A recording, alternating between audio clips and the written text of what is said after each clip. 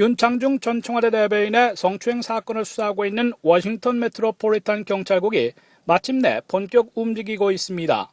워싱턴 DC 경찰은 목요일에 윤창중 씨로부터 성추행을 당한 피해 여성과 이 사건을 처음 경찰에 신고했던 여성 등 2명을 상대로 직접 조사를 다시 벌여 2차 진술을 받은 것으로 알려지고 있습니다. 한 소식통은 피해 여성인 전 주미한국문화원 인턴과 그녀의 룸메이트로서 경찰 신고를 주도했던 전 문화원 정식 직원이 동시에 워싱턴 경찰로부터 다시 조사받은 것으로 알고 있다고 전했습니다. 이들 두 여성은 지난 8일 오전 첫 번째 신고 때 출동한 정복경찰에게 1차 진술을 했으나 이번에는 수사를 맡고 있는 워싱턴 DC 경찰국 성범죄 전담부소 수사관에게 2차 진술을 한 것으로 보입니다.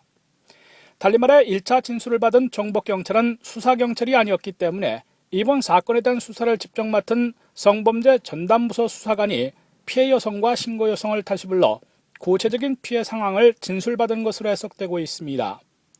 이는 윤창중 씨 성추행 의혹 사건에 대한 워싱턴 DC 경찰의 수사가 본격화되고 있음을 보여주는 것입니다.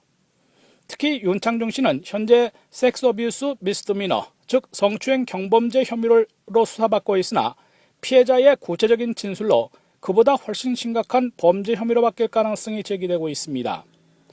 피해 여성은 지난 7일 밤 있었던 W호텔 와인바에서의 1차 성추행보다는 8일 새벽 숙소였던 페어팩스 호텔방에서 벌어진 2차 성추행이 훨씬 심각해 경찰에 신고하게 됐음을 내비치고 있기 때문입니다. 현재까지 알려진 호텔방에서의 2차 성추행 의혹은 윤창중 씨가 새벽에 피해 여성을 전화로 걸어서 호출해 그의 호텔방으로 가보니 알몸 상태로 문을 열어 뛰쳐나온 것으로 되어 있습니다.